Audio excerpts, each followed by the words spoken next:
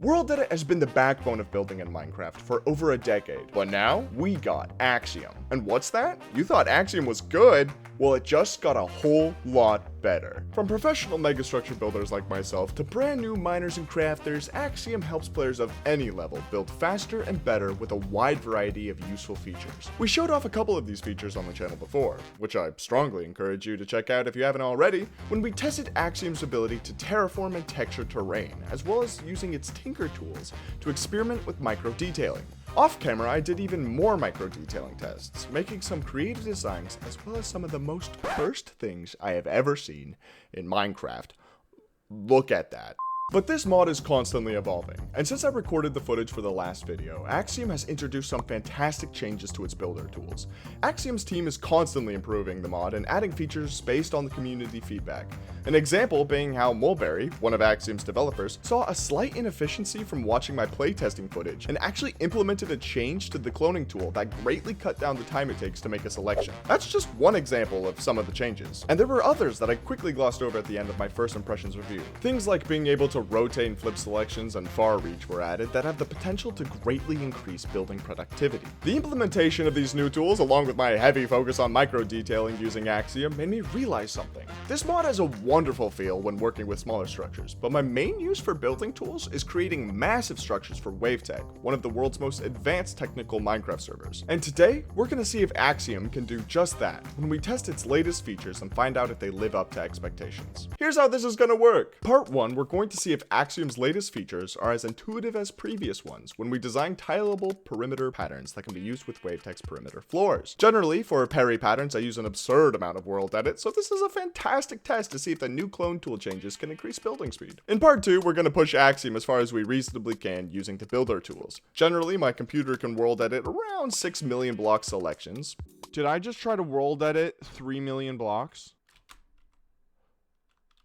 And it worked! Much more than that, as an increasing chance to crash my client, so naturally, when we test out Axiom, we're gonna shoot for 10 million block edits. Spoiler alert, that's not even close to how big we actually go. Part 3 is where we take everything we've learned about the latest building tool features and the information we learned from the stress test, and apply them to real applications when we design a massive decoration for WaveTech's Iron Farm perimeter. Perimeter farm walls are often large projects composed of many repeating sections rotated at various angles. And seeing how we just finished the Iron Farm on the SMP, I can see no better stress test of Axiom's ability to make large-scale survival-friendly structures. At the end of the 3 parts, we'll rate Axiom's latest features with our standard categories. How useful are they? How intuitive are they? Do they assist with building quicker than normal? And of course, is it fun to use? And I didn't have a segue, so here's part 1.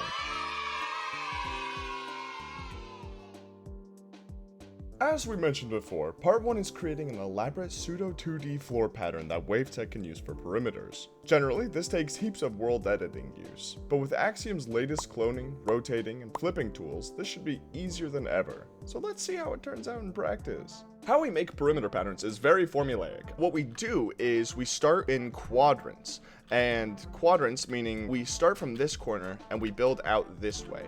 What we then do is take this selection, rotate it 90 degrees and paste it this way, paste it this way, paste it this way. And when it comes to world edit, what that looks like is we would grab this corner, / copy, then we have to like place blocks right here, rotate 90, paste, rotate 90, paste, rotate 90, paste. It's just a lot of typing and it's weird and it's a lot of a kind of annoying methodology. But Axiom has recently added a brand new feature. You can now, let's say this is our perimeter pattern, you can grab this, scroll, and then have Control R, right click, move it, Control R, right click, move it, Control R, right click. And you don't even have to reselect, you don't have to move, you don't have to rotate and look in weird ways. You just immediately know what you're doing. I kind of really want to see if it's as useful as I'm imagining by seeing if we can create a cool looking perimeter pattern and actually get it rolling, you know? So obviously the first thing that we have to do is actually, create a perimeter pattern. And while I make this bowling alley floor looking pattern, I'd like to thank you all again for the support on the last video. It's on track to become my most viewed video ever, and all of the genuine comments, messages, and general engagement has been really encouraging. Over 2,000 people subscribed from that video alone,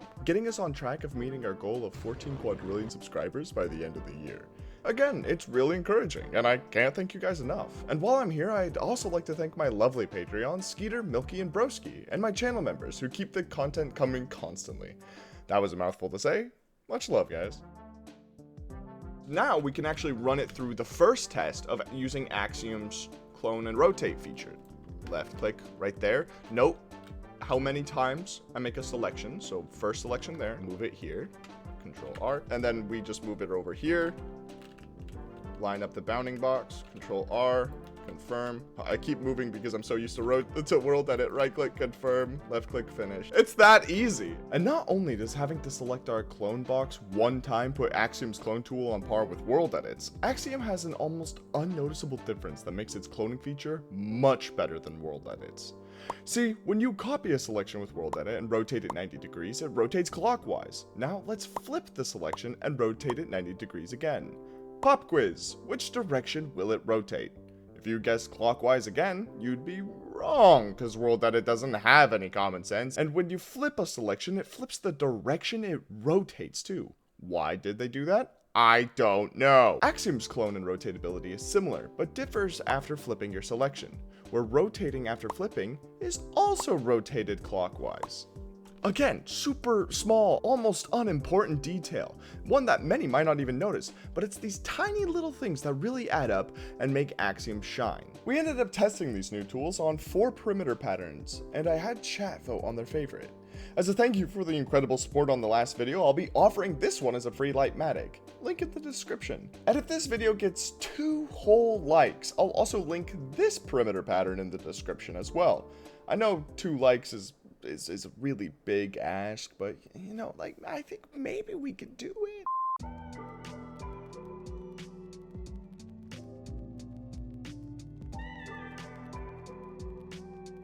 Part 2 was a test to see how many blocks Axiom can generate at once, and to test to see at what point my computer would explode. After we got a nice name for the world, we could get started. Void McVoid face. We call this stress testing, where we start out with a single block and slowly expand it to incredible sizes. 7, 8, 9, 10. Am I wrong that is a million blocks? This is more of a test of my hardware than it is Axiom, but the thing is, I know how well my hardware can handle world edit, and so we're testing with Axiom. 3, 2, 1. Yo! That was so quick! I'm at 60 FPS, about to paste in 2 million blocks. 3, 2, 1.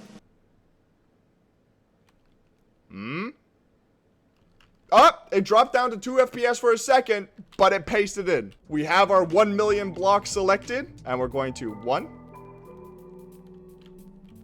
2, 3, 4. 3, 2, 1. 1,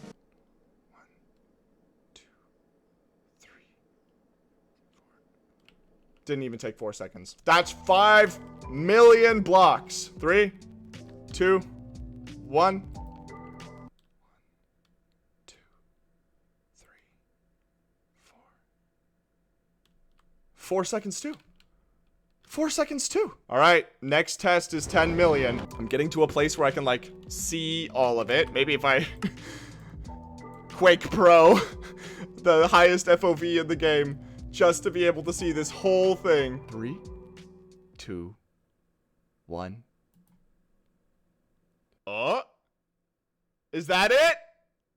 Is that the bite of 87? I should have taken bets. And the game crashed! We found it! 10 million is indeed too much. And our game crashed, which means testing is over, right? Well, not quite. When using world edit, there's been times when making large edits that the game crashes and you log in and nothing has changed. Other times you can't log into the world at all. Let's see how Axiom did.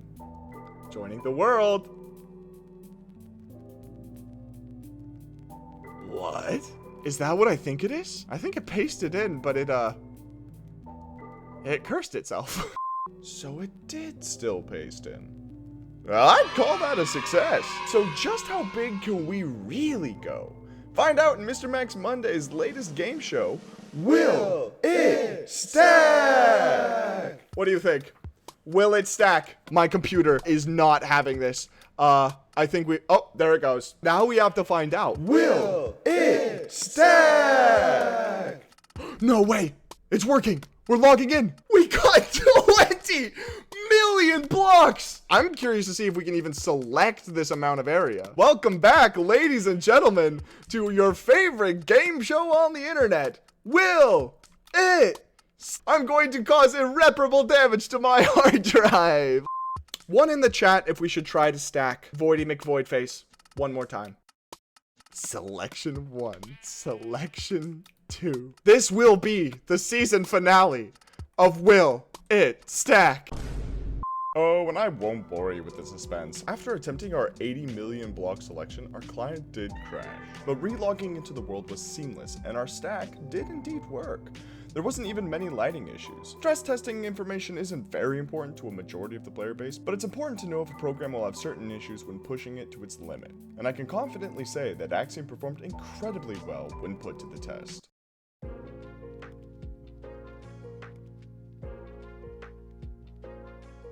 Part 3 was an accumulation of what we learned with the new clone, rotate, and flip features when we began designing the WaveTech Iron Farm walls. The walls themselves had to be pretty plain since we're going to eventually build them in survival, but it still made for a fantastic playground to test the latest clone functions and the far reach feature. I was confident that a couple million block selections for these walls would be a piece of cake after the stress tests we performed earlier, and because of that, the entire process was made so easy. In fact, because of these new features, we were able to almost completely finish the walls in record time. The only thing we haven't made was the design for the center panel. Comment what you think would look good there. I'd love to hear your thoughts before we build these walls in survival in a future video. Before I announce my rating of Axiom's latest features, I'd like to make one or two quick statements. One, I was wrong when I said Axiom is not compatible with Sodium. The issue can arise based on what version of Sodium you have. If you're completely up to date, you are A-okay. Secondly, this will be my last Axiom review until its final release. While I do have a tips and tricks and a beginner's guide video being planned, Axiom is updating itself way too quickly to keep up. Upon its full release, we can return and do a more formal review, comparing its beta version to the features in the final release. So, what do I rate Axiom's latest builder tool additions? Although I didn't show my use of the new extended reach, my opinion of it is very high. The ability to pick block or remove a single block from a distance is very nice, but you do have to be a little careful when using it with the bulldozer tool. It also isn't very compatible when you're using your world edit wand. If you're even slightly out of normal creative range, you'll actually just break the block and not make a selection. Despite these shortcomings, I'd have to rate these features 5 stars for utilities, 5 stars for how intuitive they are. You literally can't get better than Control R to rotate. 5 stars for improving building speed, and simply because of how dope of an addition it is, 5 stars for fun too. As another thank you for the support lately, there won't be a short this week. Instead, there'll be a full-length WaveTech centered video where we break one of Minecraft's most tedious world records and construct an insane decoration. I can't wait for y'all to see it, and I can't wait for you to vote in every single community post. Peace.